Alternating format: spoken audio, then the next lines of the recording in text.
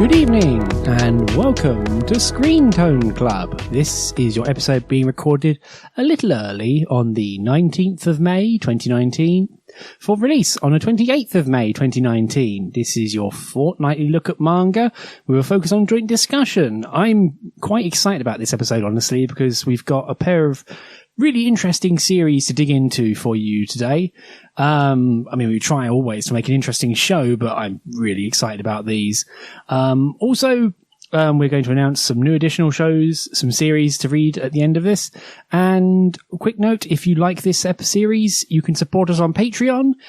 Just $1 a month gets you bonus episodes. We've done previous bonus episodes on what people vote for, including light novels, some very special important manga, and, whatever people want. If you want to vote, you can also jump into the Patreon. Speaking about voting, the window for voting has closed for this month, the May bonus episode, and we have been chosen City by the name I forget, but the same creator who did Nichijou. City has been released by Vertical Comics and is now a few volumes in at this point, I think at least 5, and we are to read the first volume of it for the bonus episode. Yeah, so, I'm curious about this one, as anybody who's followed me on Twitter for any length of time will know. I had opinions about the Nichijou anime that were many and varied, so I'm interested to see how this one turns out. Yeah, I also have opinions about Nichijou, which has gotten me in trouble with friends before. But yeah, I've heard good things about this on the grapevine, but, he's couched very heavily in the, well, I hated Nichijou sort of mold, but we shall see, because now we've got to read it. And that'll be out before the end of the month. In fact, at the time you're listening to this release of this episode, the Nichijou episode will be kind of contemporaneous due to the magic of time. As you know, London Comic Con is barreling upon us here in the UK, and given that Andy has to actually work the event these days, we have to record this early. Otherwise, I don't think I'm going to get much sense out of Andy after a full long weekend of doing Comic Con stuff, i.e. on Sunday evening. Yeah. I'm guaranteed to make even less sense than usual. So yes, the timing is much appreciated of moving this one forward. Well, it gives us, we can do this. It's fine. This is what the magic of podcasts and delayed audio is for. Anyway, let's get on with the show. So first and foremost, actually, shout outs to Rob Jessup for being our kind patron who supports us and helps us keep the lights on. He is subscribed at the shoutouts tier, which means that you get this shout out. Or you can ask me not to. I don't know. Whatever. I'm game. So, next up is the next part of our show, Returning Champions, where we look back on series we've talked about before and we, return to them. So, Andy, I have a quick bit, actually. I didn't put it in the document, so apologies for jumping this on you. But this is kind of a note about Chainsaw Man, the Shonen Jump series, which we read basically all of up to the time of a previous recording. Skip back a few episodes if you want to see our thoughts on that. But it's been continuing, and I've been reading it on a week-by-week basis, and I don't know if it's just the fact that other people are saying it and I'm picking up on it, but I'm really scared that Shonen Jump are going to cancel Chainsaw Man because it's too pure. I love it dearly. I wouldn't say it's great. It's not one of the top 10 manga of the world or anything, but I'm really enjoying its combination of just really goofy characters who are assholes in a very realistic fashion, and the incredibly fucked up world they all live in, and the main character Denji being basically a colossal reprobate, who in the most recent chapter got his comeuppance in a extremely grim although entertaining fashion. So that was a really fun chapter of just idiot character moments, and why you should never let people who are bad drunks get very drunk, as it turns out. I don't know if you're keeping up with that, Andy. Yes. Yeah, I actually caught up on it this morning at the time of recording this, because using my psychic powers, I thought, I think Elliot will probably want to talk about Chainsaw Man on this episode, so it's about time I caught up. And yeah, I'm enjoying it a lot as well.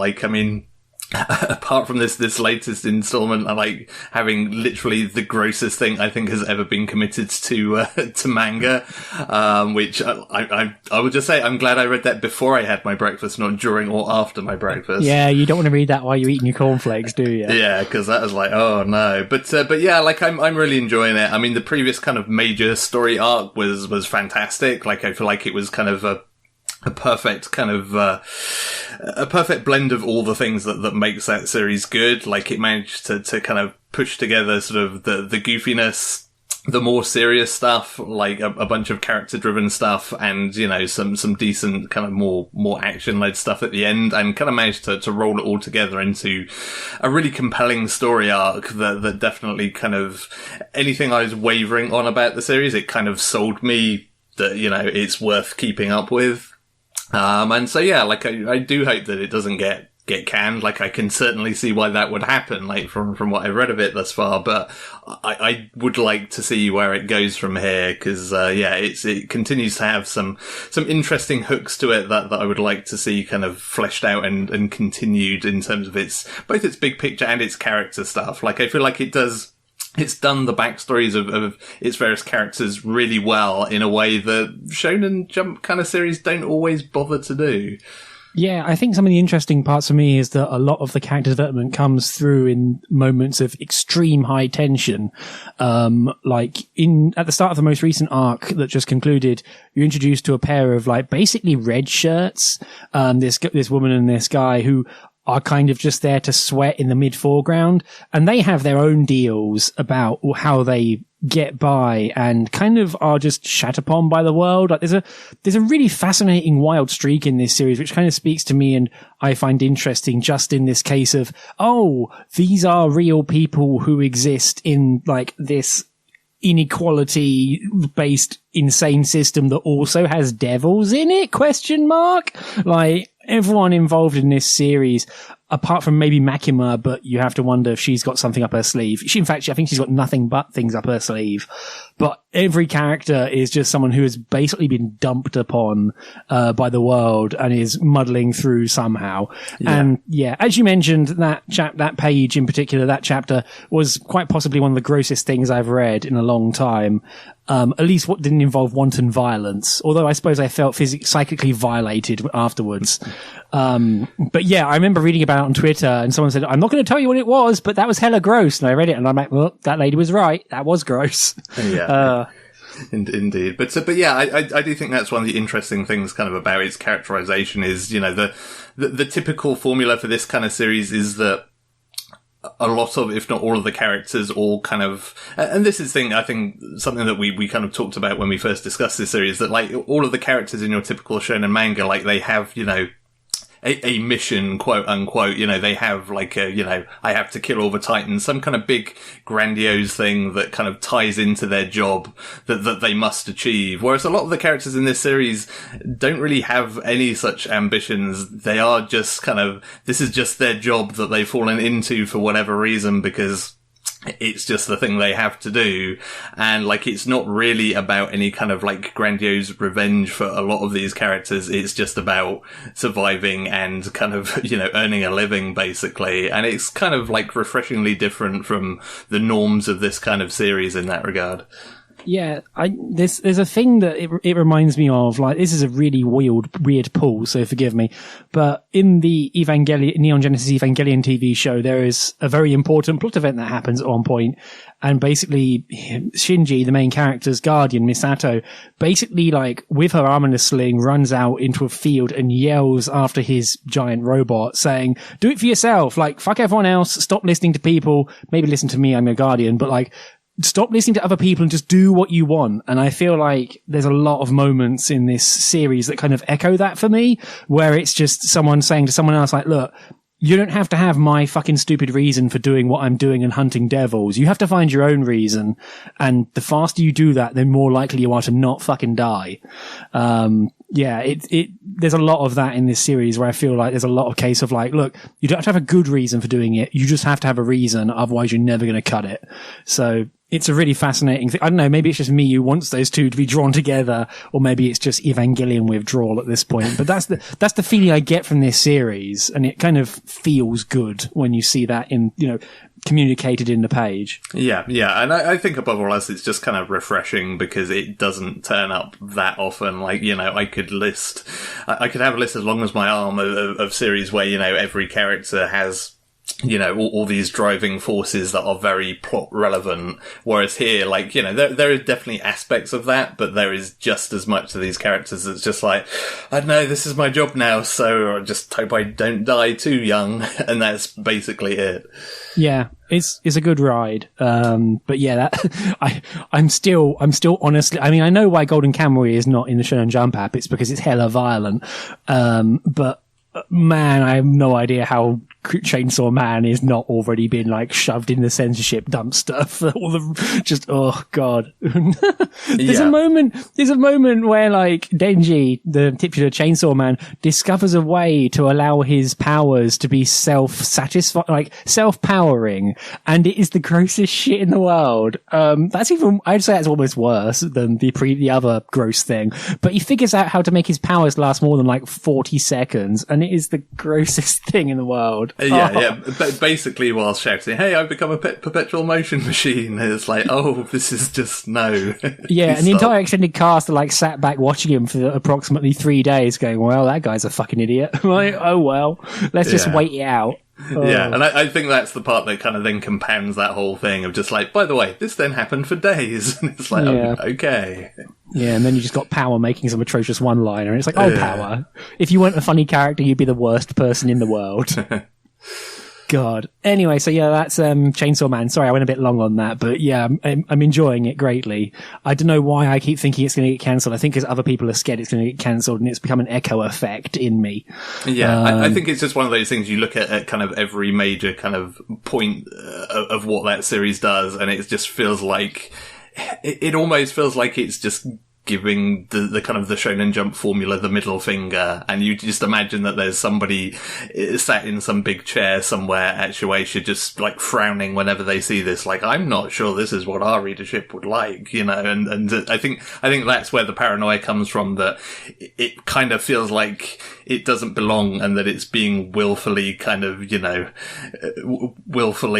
kind of negligent in doing what it's supposed to do.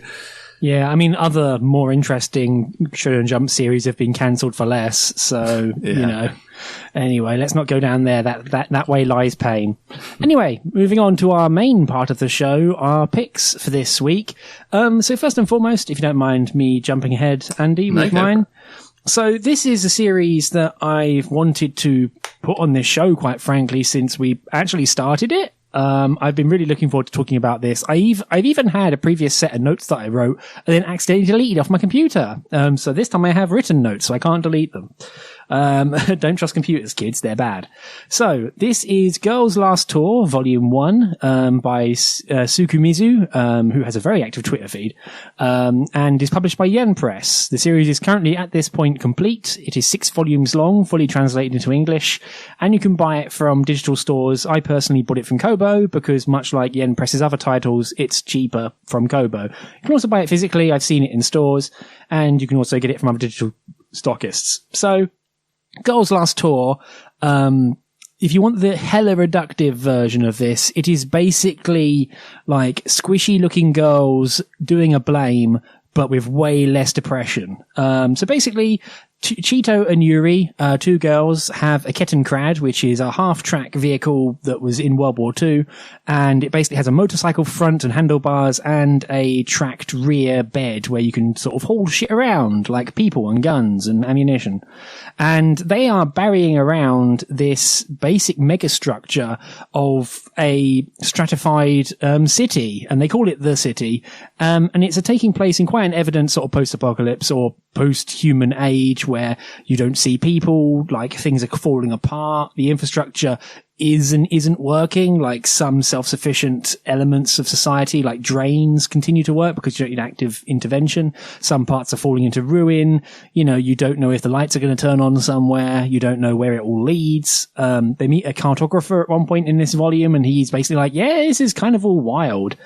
And so it's basically jumps you in with these 2 girls as they kind of just barry around. As I say, like in this volume, they decide they want to go somewhere to refuel their car, their Kettenkrad even, and then they decide, oh, I wonder what's on the next strata up. So they decide that they're going to do a little journey and go up a level to see what's up there.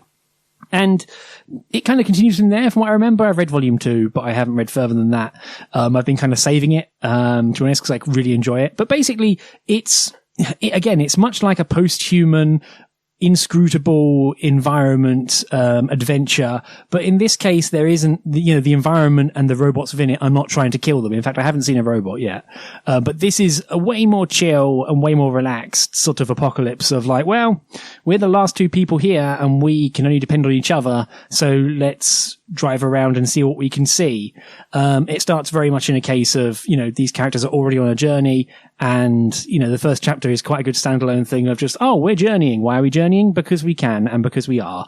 And it goes from there. Like, they go and do some laundry, they have a nice bath, they look at stars, they go up a level, they find aforementioned cartographer, and it's very, very chill. Like, it has a very healing emptiness in it where, humanity is gone, but do you really miss it? I mean, not really. I mean, it's a bit inconvenient trying to find food and fuel to carry on your journey, but it allows you to revel in, these characters who are very much opposites. Like, Cheeto is definitely the brains of the unit. She drives the Kettenkrad. She is a bit joyless and a bit uptight. And Yuri, is the brains of the operation. She has, I think, a Kar 98 rifle, and she can shoot pretty well with it. And, she has a decent amount of, sort of wherewithal when it comes to safety and keeping them both secure. So, it's kind of a case of, odd couple together, and they have fights, they argue constantly.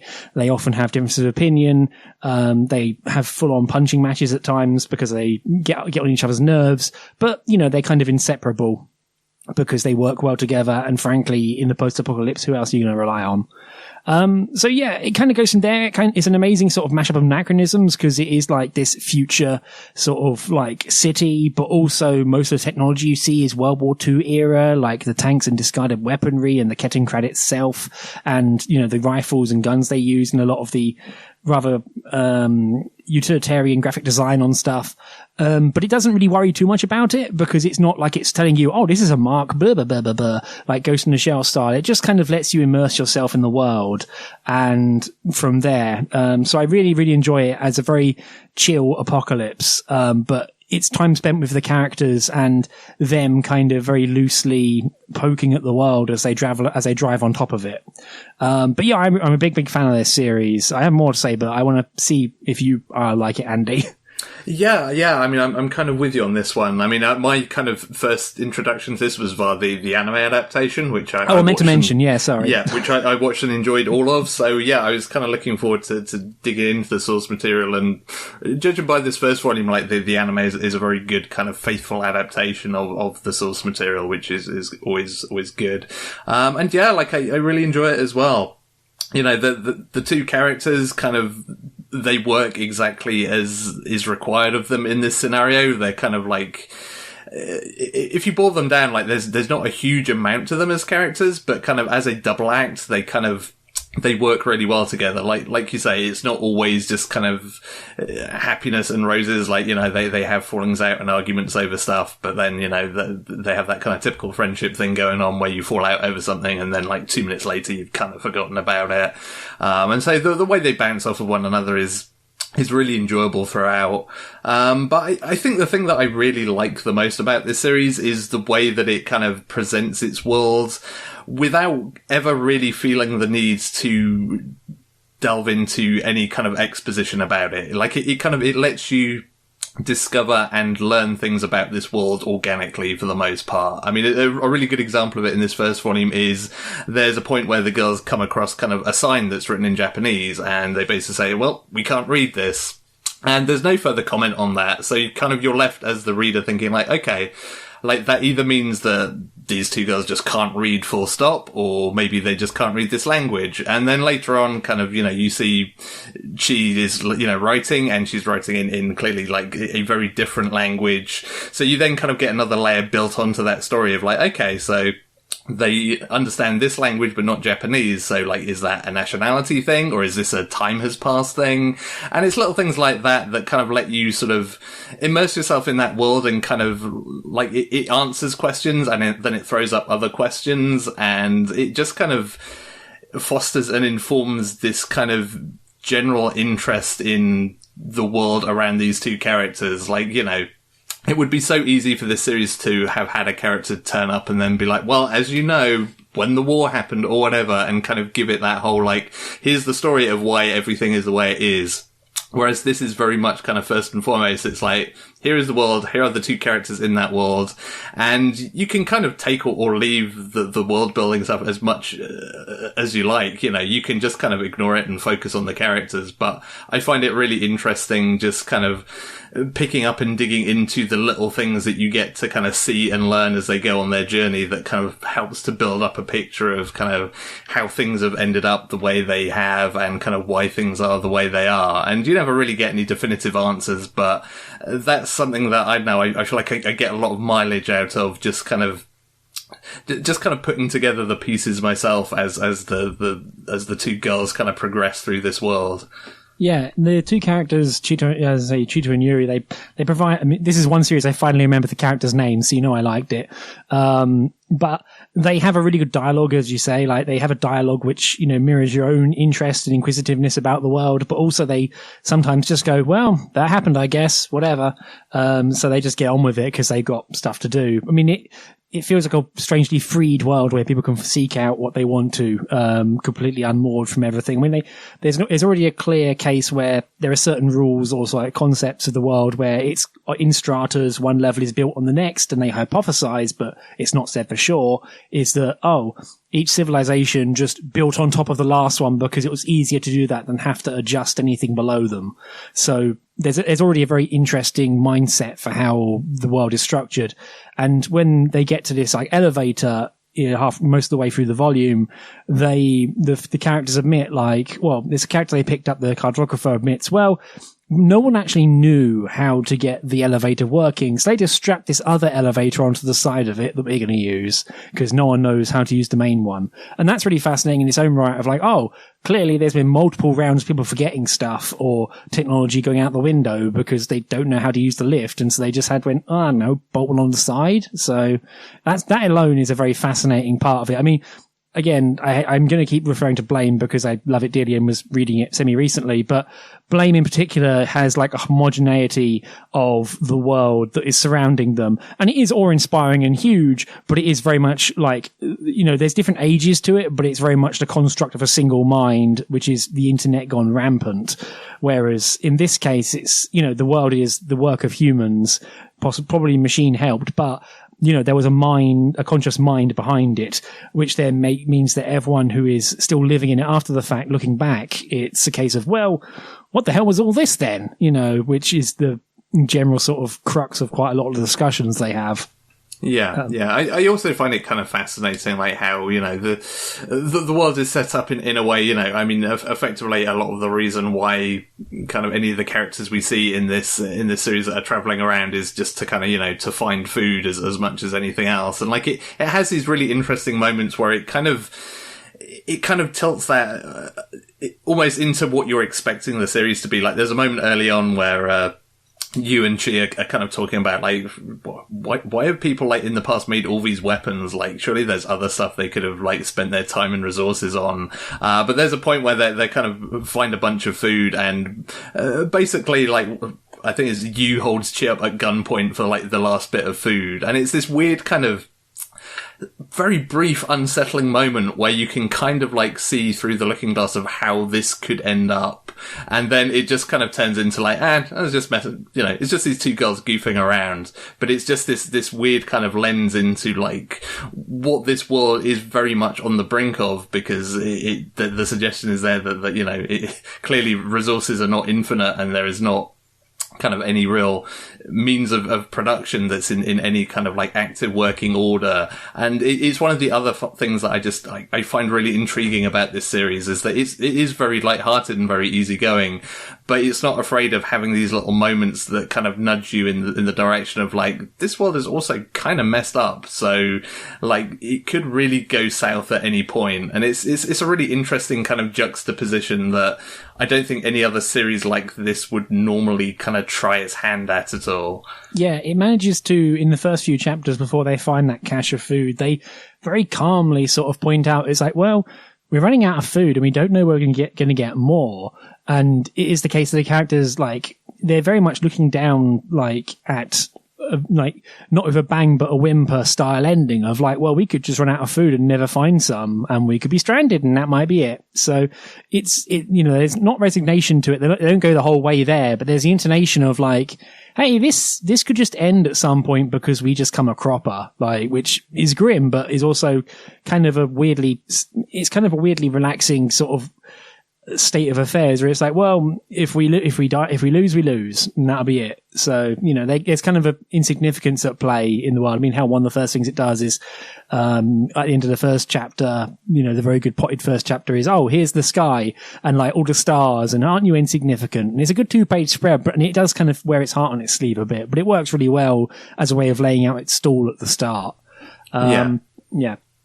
I mean, I do find, like, I mean, one of the things that I found myself kind of going a bit back and forth on early on, but ended up liking was kind of, I mean, the two main characters, as you say, like, they're kind of your perfect kind of squishy, as you say, kind of like, cute girls doing cute things that just happen to have been rammed into this post-apocalypse. And like, I think all that stuff works really well. The thing I kind of found myself going back and forth on was like the architecture and like the depictions of this megastructure, because they are really sketchy in the very literal sense. Like, they are very kind of, quickly drawn lines. Like, again, you compare it to something like Blam, where, there's an incredible amount of kind of detail and effort goes into it. Like, this all looks really kind of rushed is not the right word, but like it can easily come across that way. And to start with, I was like, this kind of like, especially again, having come from the anime where you can't really get away with that,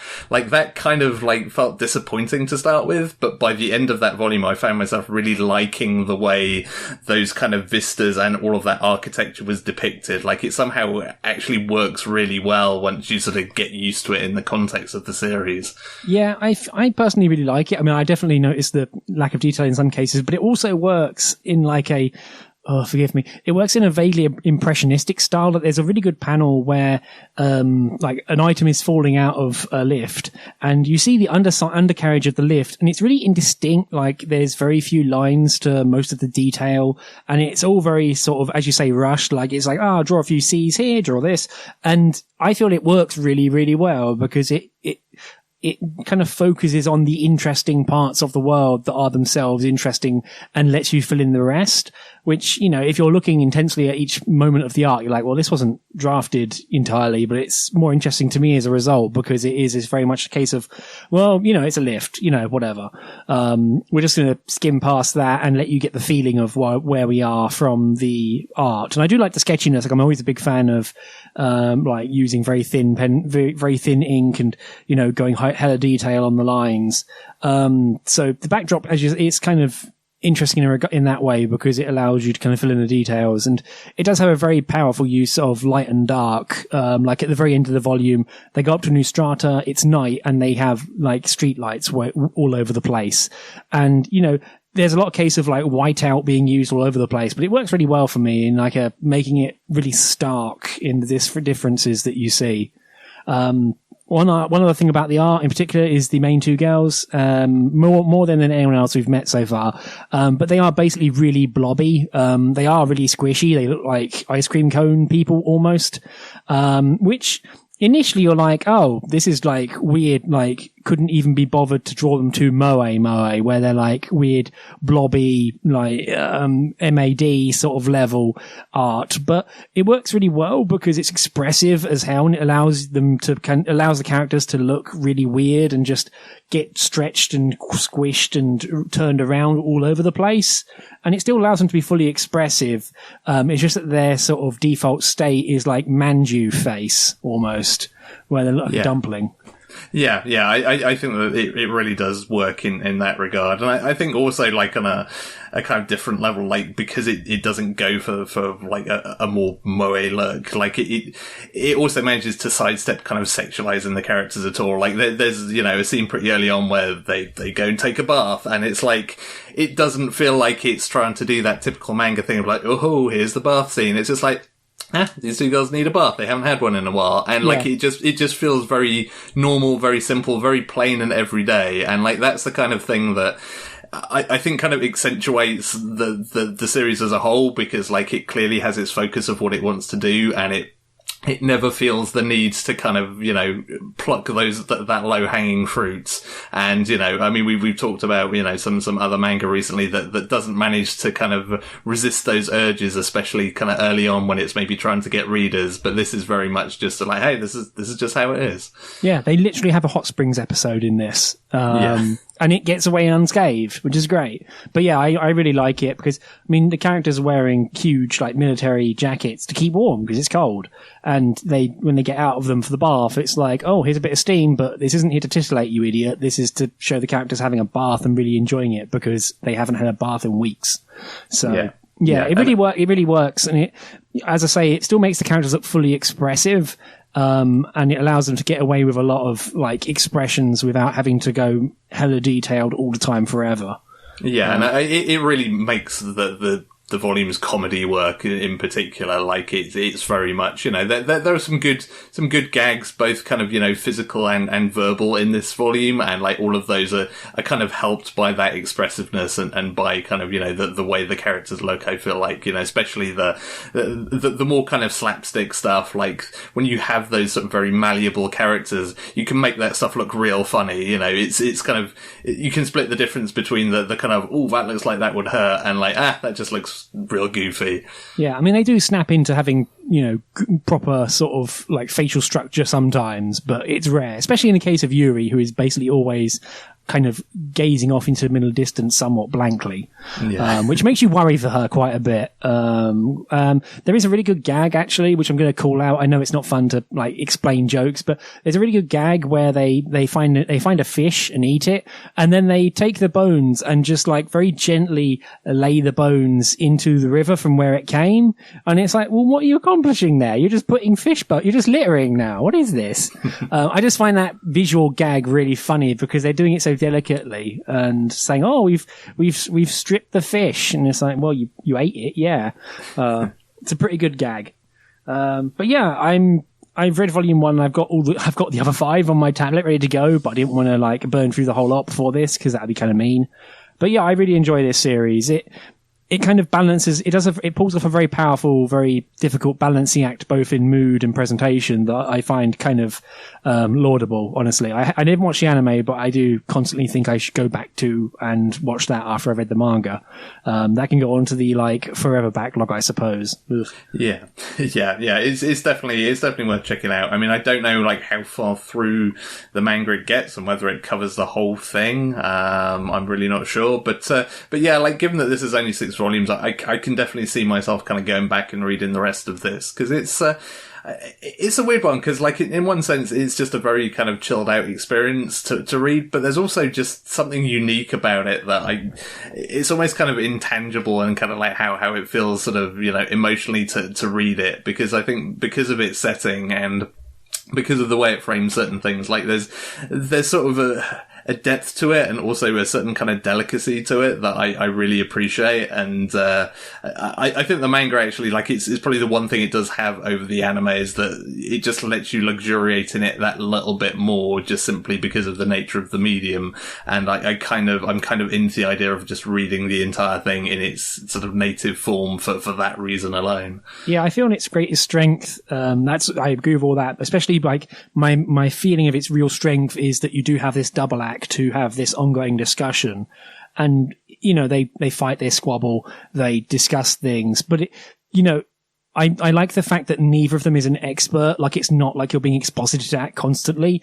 It is a pair of characters who know some stuff and have lived through some stuff, and they're kind of piecing it together, but equally it's also not that important to them to find out the truth of the world. It's a case of, Hey, what's that over there, Yuri? I don't fucking know. Should I shoot it? I don't know. And, it's not completely brainless or like, damning or, just going, oh, look at this, the horror of humankind. Even the section where they find the weaponry, which was nice because it had a bunch of like old Imperial Japanese tanks, like a Chiha. And I'm like, oh, okay, this is World War II, eh?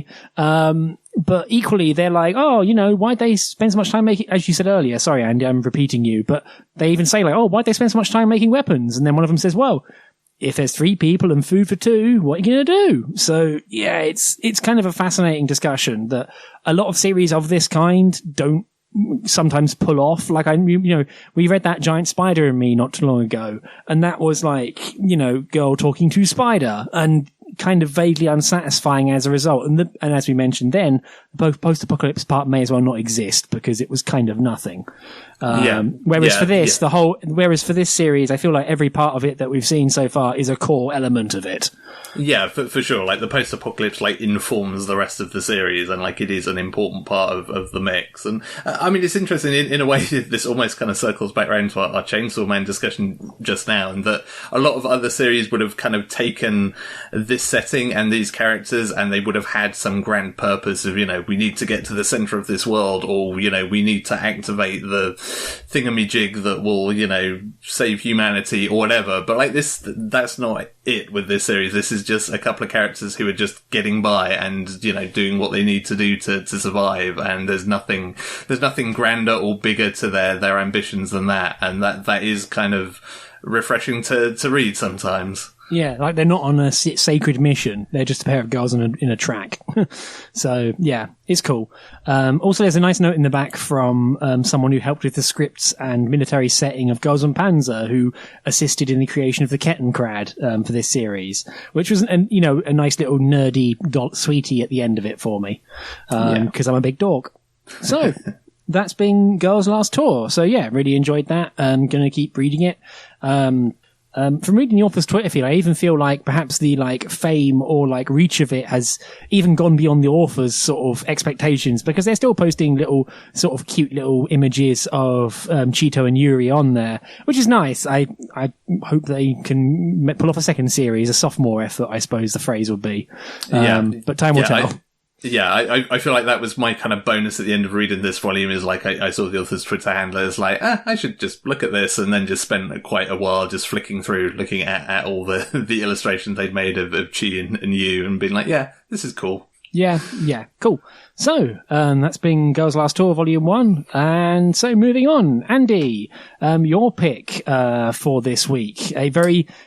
momentous pick, I suppose, in some ways? Question mark? Yeah, so yeah, I mean, I guess to continue with the same theme, I've also picked a series about 2 characters just being buddies and hanging out, but in a rather different setting. So yeah, as mentioned on the previous podcast, this is a series that myself and I think most people thought would never come to the West, because there were all sorts of rumours that the author was very worried about how it would be taken, outside of Japan. And that is Saint Young Men Volume 1, which is finally available via Kodansha. And thankfully Elliot has done the research, and apparently there's 16 volumes in Japan. I did not realise that this thing was still ongoing for some reason. I kind of thought they just stopped at some point. Yeah, it's still ongoing. The afterword in this volume has a note from someone saying, oh, I'm really glad I've got to work on this. I've been looking forward to it. I picked up volume 16 the other day, and it's oh boy. Yes, yeah. I mean, there is actually, it's a really cool afterword from somebody who I think works for the British Museum or something like that. And yeah, kind of talking about, their kind of interest and their sort of history with the series, which is written and illustrated by Hikaru Nakamura, who also wrote Arakawa Under the Bridge, which is a series that explains a lot. Yeah, it's one of those things where I hadn't joined the dots until I heard the name, and then it's that all just makes total sense. Of course, art got a lot better. And yes, indeed. And so Saint Young Men basically is the story is effectively that the 21st century has rolled around, which kind of shows you how long this manga's been kicking around. The world hasn't ended, all is well. Also well in the heavens, and as a result, it's probably time for some downtime. And so Jesus and Buddha just decide that, hey, we're just gonna go take a bit of a sabbatical. We're gonna take a year out as a kind of gap year, if you like, from our spiritual activities, and we're just gonna rent a room in Japan and just kind of hang out and do touristy stuff for a while. And so it is effectively just the story of Jesus and Buddha just having a year off and just kind of goofing around a bit. And it's just a lot of fun, like, in that regard. Like, the first kind of probably most important thing to say about it is that it is not mean-spirited in the slightest. Like, it would be really easy to imagine a version of this series that kind of, takes the tenets of Buddhism and Christianity with a kind of a cynical worldview and kind of like use this series to kind of rag on like, hey, religion is dumb. But like it never does that. It very much, of course it has kind of jokes based around kind of like the history and, the scriptures as written for these two characters, but it's never mean about it. Like it's always kind of, it feels quite informed. Like it feels like there's definitely been research done here. But also, like, it's just looking for kind of smart and enjoyable gags to put together around that stuff. And so it's actually enjoyable on multiple levels, I feel like. On the very surface level, it's just a decent buddy comedy. Like, it kind of builds up both Jesus and Buddha as kind of good characters in their own right. Like, they have their own kind of like, foibles and kind of obsessions and so on and so forth as time goes on. And so those two characters kind of even shorn of kind of all the kind of religious stuff, they still kind of work as a pairing, again, much like in Girls Last Tour. Like, you've got a good double act as kind of the core of the series. But then it kind of, it has a good couple of different layers of kind of making the most of these characters' kind of, religious histories and their kind of backstories, in inverted commas, if you like, that is really enjoyable as well. Like it manages to mine a lot of humor in this first volume, and all of it is really enjoyable and works really well. Like, I think the only real issue that this first volume has is, given that it's taken so long to come out, is that it does have some pretty dated pop culture references. And thankfully, it's not kind of the kind of Sayonara Zetsubou Sensei, like Koji Kimita level. Like, this is, a gag about a very specific kind of like political happening or something that probably was forgotten like 2 months after it happened. Yeah. But there are definitely some references to kind of celebrities and kind of certain things. And, I mean, to be fair, some of them are actually explained in kind of the translation notes at the back that are kind of handy to kind of explain, like, yeah, this was something that was a real big thing back at the time, but, maybe not so much now. Yeah. Because it was released because it came out initially in 2006, and it's not trying to be ripped from the headlines, but it is having things of the time. So there's, like, as you say, references to pop stars that no longer have any play whatsoever. But yeah, going back to the main, I really enjoyed this as well. And the main reason I did, I mean, I already liked the OAVs we watched previously, but it always errs on the side of like earnest and sort of good-natured comedy. Like, it could go so badly wrong and so edgy in so many ways that would be really hard to resist if you're like anything but someone who is steadfastly sticking to, what you want to accomplish and write. But it always like errs on the side of being earnest and like hopeful in a weird way, of just being nice. And the main two characters are like, they're kind of dorky. They've been working all their life. They've been spending 2,000 plus years, working in the heavens, and they finally get a break, and they've rented this this kind of shitty apartment room, thanks to St. Paul. And St. Mark. They get St. Mark to help them because he's got Maruko, the name. So Maruko. Ugh. There's some really good deep cuts in this as well, of just random like references to ecclesiastic studies and stuff that you read on Wikipedia at 2 a.m. when you're bored. But yeah, it always errs on the side of being kind of cute. And the main thing that really helps it work is that a lot of the comedy comes out of the two characters interacting with each other rather than with the outside world, or, splitting them up so one character gets jumped on by someone and gags ensue. It's more just these pair of lovable, young men kind of just working each other into a lather about stuff they're not quite sure about, but they want to have a good old time about it, sort of thing. And, Buddha's a bit of a penny pincher. Jesus likes dumb shit. They end up just kind of making do, like they get a giant statue of Buddha in a lottery and then just have it sat in the room. It's that sort of nice kind of daft comedy that really is fun, is just funny on its own, but is equally even more funny when you've got like Buddha and Jesus just like in the foreground looking kind of perplexed most of the time. Yeah, it definitely, like, all of that stuff works incredibly well. It's also really good at kind of, like, calling back to comedy that it's kind of, you know, from earlier chapters. I mean, again, like the whole Buddha statue thing, you have that little kind of moment where they win it in their lottery and you're like, oh yeah, okay, that's pretty funny, and they have to carry the thing home. And then kind of in, like, a chapter or two later is when, like, it turns up in their apartment and Buddha's like, oh man, I'm just gonna look so vain, like, having this in my house. This is really dumb.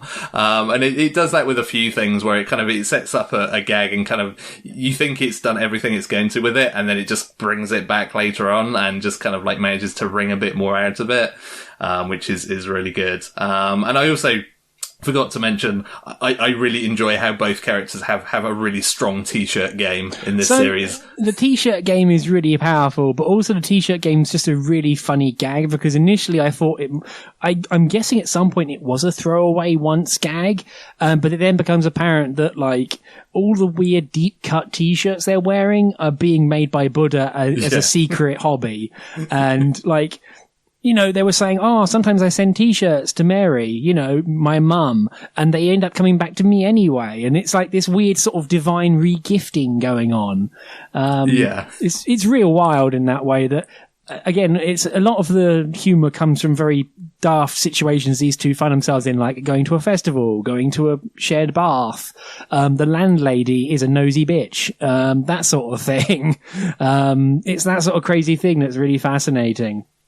And like it's very much just a kind of like tourists just kind of like, you know, fish out of water trying to find their way around Japan, but then just with this whole other kind of meta layer of like, oh, and by the way, they're both also religious figures. Yeah, and they're both kind of daft and like really kind of out of it, which is probably the strongest thing about it, is that because they're so earnest and disarming that everyone else around them gets disarmed. Like, they accidentally make best friends with a Yakuza, and it's like, oh no, goddamn. Like, it reminds me of other series where that's happened before, and it's just like, oops, we put a Yakuza in here, and he's just being a goon in the corner. It's real good. Like, they go to a shrine festival at the end, and they're both kind of embarrassed. It's like, hey, we got to be careful because we're in another god's like den, and if we like make asses of ourselves, we're not going to live it down back home, are we? It's that sort of stuff that's really funny because it's not mean or targeted. It's just kind of a good gag about, you know, Buddha and Jesus being a bit anxious.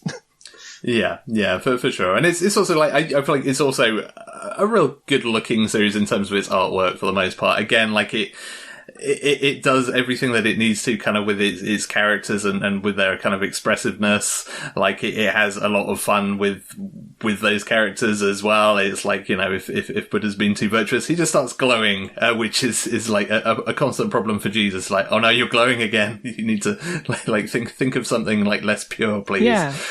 And they come up with something really terrifying, that shames them both, as it should. Yeah. And there are lots of really kind of, you know, great moments like that, but like the artwork just looks really nice throughout. Like all the characters just look really kind of strong and recognizable, and I think that all helps as well. Like it kind of, when it needs to carry the comedy with its kind of, you know, with its visuals, it's more than capable of doing that. And as mentioned, like coming from the same author of Arakawa Under the Bridge, which was very much functional but kind of scrappy, like this is definitely like a big leap upward in terms of how it looks. Yeah, I feel like Arakawa Under the Bridge had like you could tell the idea was there bubbling under the surface but could not be fully executed on by the art. But in this, like, I feel like for the first two chapters I was kind of let down because we watched the OAVs and those are very painterly almost.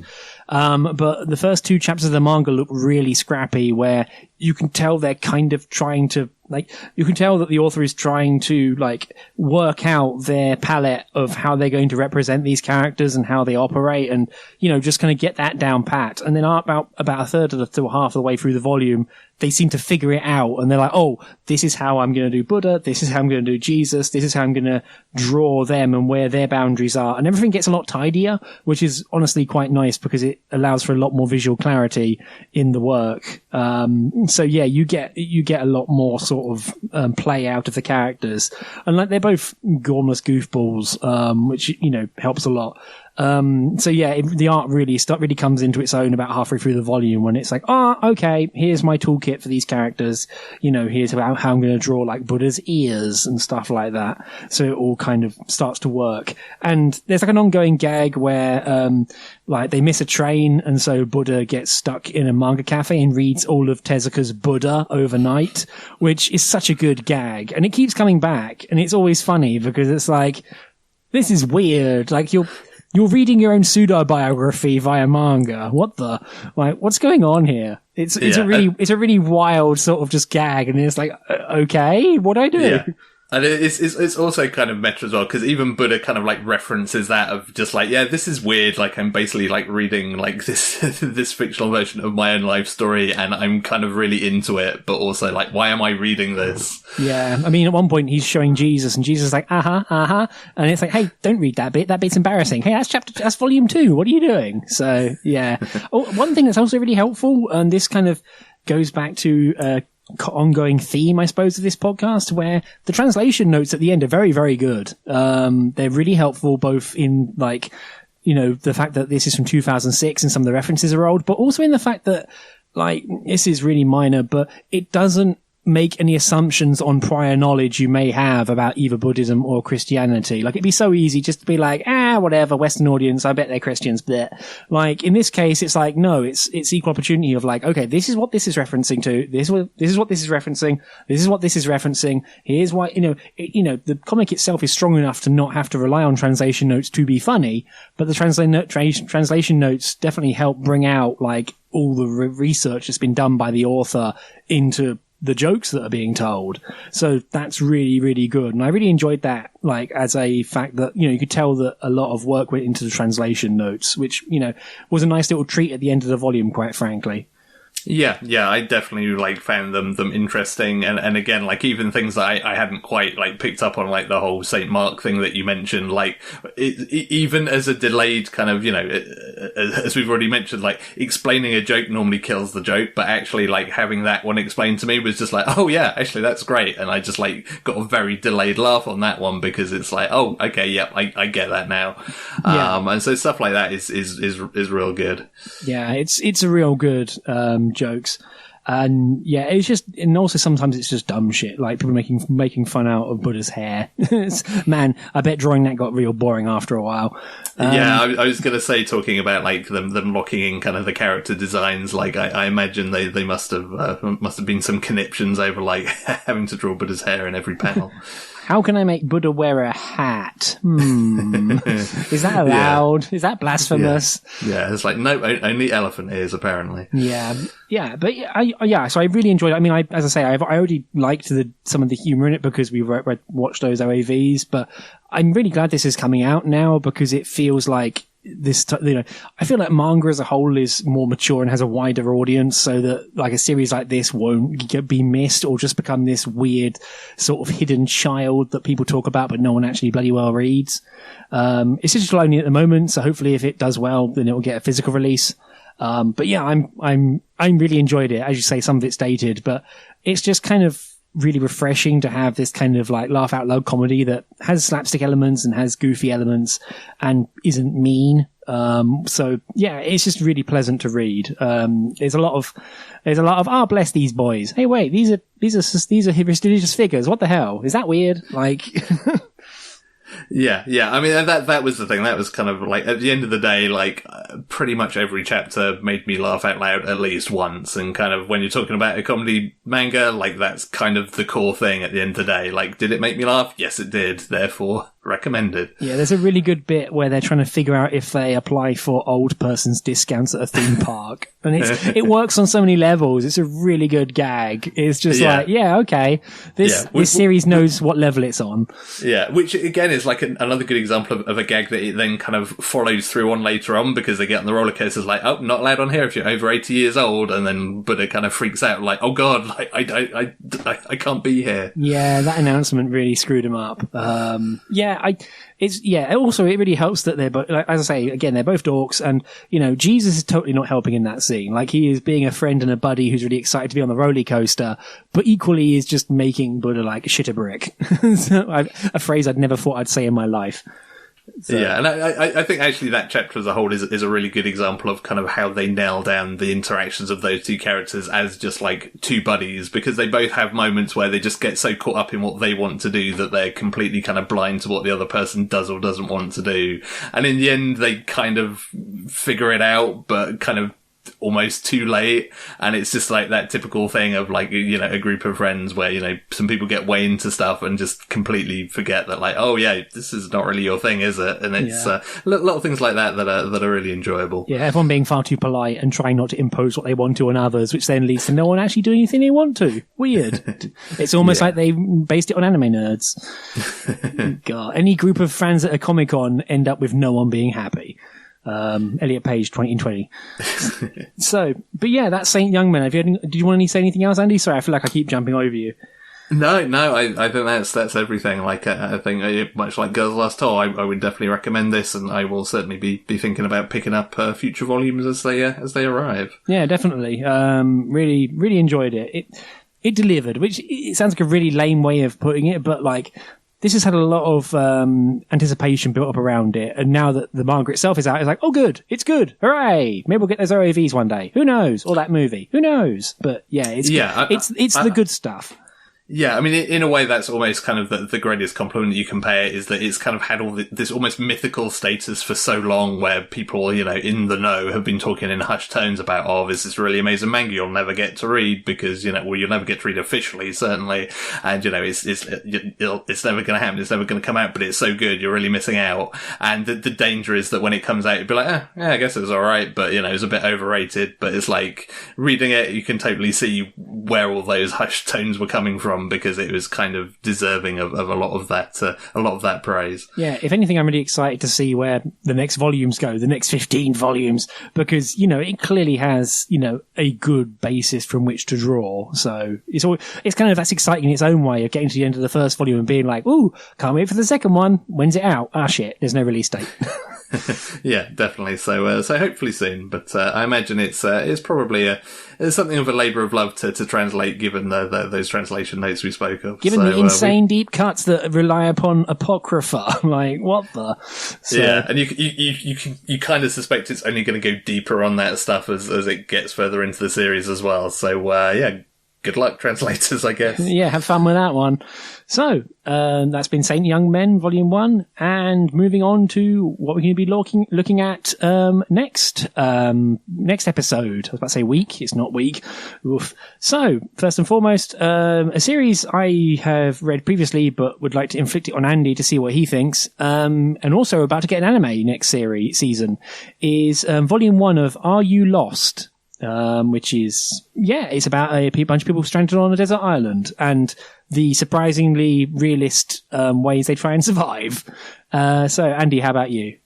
So I have picked a Seven Seas title, which is Our Dreams at Dusk, Shimanami Tasagare, which I've heard a lot of positive discussion around. It's a series that tackles a lot of LGBT issues, and I'm really curious to kind of see what I can learn from it as much as anything else, because it sounds like it's a potentially very informative and interesting series. So we'll be checking out the first volume of that. Yeah, I feel like on Twitter I've seen a lot of people doing the like Twitter equivalent of pointing furiously at the book and then nodding their head. Like, I don't know, like that's just a feeling I get from it, is people sort of pointing and going, hey, this. Mm-hmm. So yeah, I even saw a copy of it in Italy when I was visiting, stacked high on the new releases section. It was kind of wild. I'm like, oh, okay. So yeah. Cool. So that's that's our episode. Now into Closedown. You can see this and you can listen to this and all the other episodes and the notes on Screentone.club. A note is that linked to from that page, not very visually because limits of the template we're using, but we have a full list of all the series we have covered. So if you're thinking, did they cover that series? Which episode was it? You can go to that list and that'll give you links to every last series we have covered and links to the episodes we talk about it in. So you can see that on the website. I've updated it recently just this week, so it's all up to date. Hooray. You can also find the podcasts on Apple Podcasts, Spotify, etc. If your podcatcher of choice has a review feature, it'd be greatly appreciated if you could take the time out to do that. It's only a small thing, but it really helps with visibility. And you can also tweet at us at Screentone Club, or one word, on the Twitter, so you can engage with us on there. You can also email us, show@screentone.club, and more importantly, you can get to us at our personal addresses. I am Elliot Page, and you can get to me on Twitter at Elliot Page, endeavouring as always to post more cat pictures. And Andy? Yeah, you can find me on Twitter at Hannah's1979. Yep. So, thank you very much for listening. Kind of rather amusingly, we're recording this like before the storm of Comic-Con, and by the time it comes out, it'll be after. Isn't that strange? It's almost like the event's already passed, Andy. Oh, if only. If only. If only this podcast did allow you to time travel. Anyway, so thank you very much for listening, everyone, and good night. Bye, everyone.